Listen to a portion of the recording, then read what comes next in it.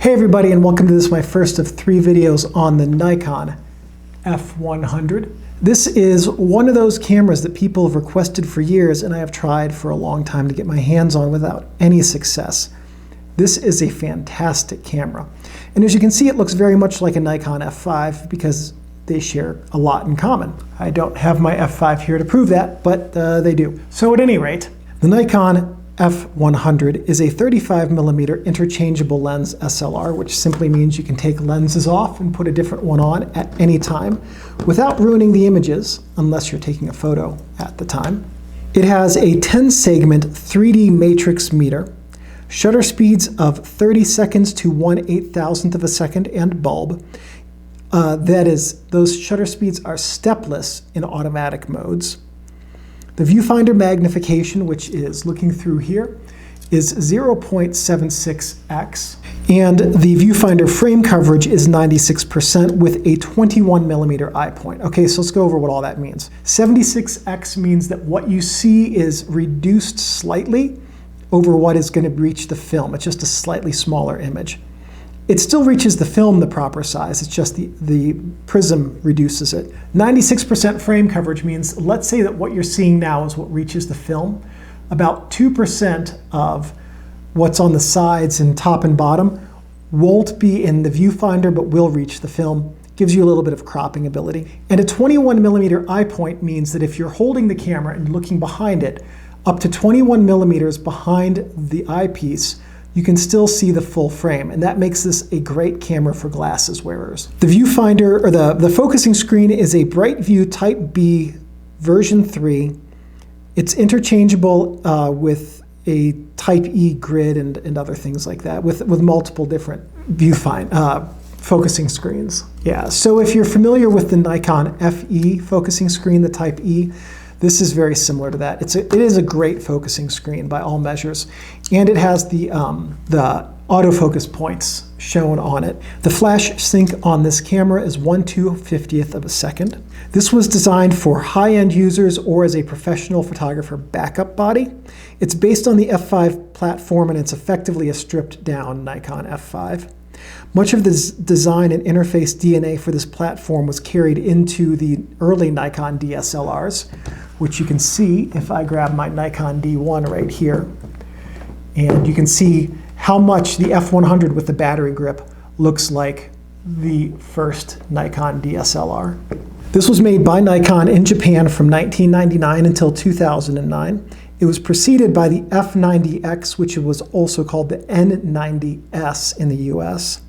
It was concurrent with the F3, F5, F6, F80, F75, FE10, FM3A, FM10, F65, and F55 because this had a 10-year production run.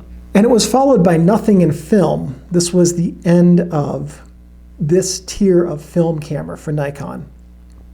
In digital, the next digital camera that came after this that was at the same tier was the D800, though there was a 3-year gap between when this exited production and the D800 went into production. So if you have your Nikon F100, we're going to go over all of the features and functions on it. And we're going to start, as we do on the top, with the strap lugs.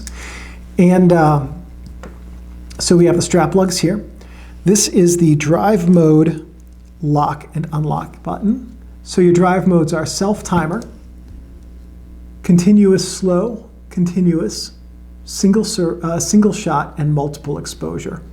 So whatever you prefer for drive mode. Then here we have the flash mode button, auto bracketing, and film rewind button. You hold these two buttons, the bracketing and the exposure value button, down to rewind halfway through a roll of film. Your ISO selection button right there. Ooh. Flash hot shoe, metering mode selection, and there's a little lock in the middle that allows you to switch between center weighted, 3D matrix, or matrix without a D lens. If you have a D lens, this will have 3D matrix metering, I believe. And then spot. If that's incorrect, I'll catch it later in the notes, but I think that it does have 3D matrix metering. LCD screen, film plane indicator, mode button, and also green dot button. Exposure value compensation, off, on, and LCD illumination right there. On the front of the camera, we have the front command wheel right here, depth of field preview, lens mount, lens aperture coupling right here, lens release button, focus drive mode, continuous servo, single shot servo, manual focus. This is the remote cable connection right here, where if you have a remote, connect to that. Here we have the flash PC port. On this side, we have the film back release and the battery chamber release as well. Here on the back of the camera, custom function with green dot. This is the, with the green dot, if you hold both of these down at the same time, you reset the the camera's functions. This is the shutter speed and aperture lock button, viewfinder, diopter adjuster, AEL AFL button, autofocus on button, rear command dial, film type window, autofocus selection, autofocus mode selector, cross pad lock and unlock switch right there. If you have the battery grip, we have the AF on button here and a lower command dial. On this side, we also have on off for the battery grip buttons and a front command dial or a shutter button over here on the front. I guess they're on. On the bottom of the battery grip, we have a tripod bushing, serial number, and maker information. Take the battery grip off for a second. And on the bottom of the camera, we have the battery chamber. I don't think I actually have the battery door for this. No, I don't. I assume that takes 4 AA's in there. That's my best guess. But I don't have the battery door, so I can't tell you, or if there's a carrier that goes in there, I can't tell you for sure what that takes.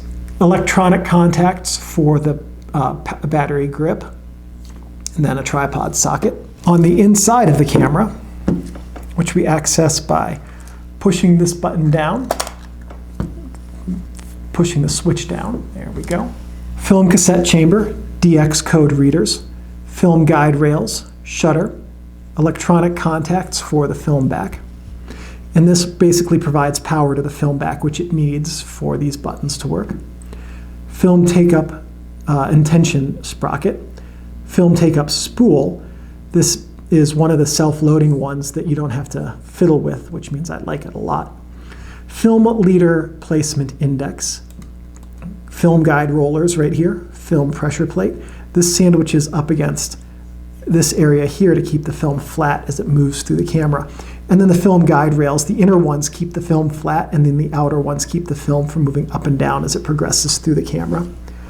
This spring right here on the door is a cassette spring that helps keep the cassette placed properly when it's in the film back. So that's what all of the buttons are. In video 2, we'll talk about how to use them. But in the meantime, some things not to do with your camera. Don't touch the shutter and don't touch the mirror. Touching the shutter is a great way to brick your camera. Touching the mirror, your finger oils can desilver it, which will impair autofocus and also make it harder for the for you it'll make your viewfinder image dimmer and make it harder for you to manually focus. Don't leave your camera or lenses in your car. It looks like a DSLR, it really does. This would be something somebody would break your window to take. But also, leaving it in your car, the heat can cause the oils from in the camera to get really thin and get to places they shouldn't. And the cold can cause the oils to break down and get really gummy so that the camera won't work properly. Don't store your gear in a plastic bag or box because water can permeate the plastic and it will cause fungus to grow on your optics. Less so in the rubber than it used to in the leather, but it can still cause your camera to get mildewy. And don't let this get wet. I don't recall if this is weather sealed. I think that it is not, but I could be, if I'm wrong about that, somebody will point that out in the comments. Don't like immerse it in water. Any camera of this age, if you're out and it's snowing or there's light showers, you're probably going to be okay. But it's only going to, if it is weather sealed, it's only going to be as well weather sealed as the lens is. And I don't know that there are that many weather sealed lenses for this camera.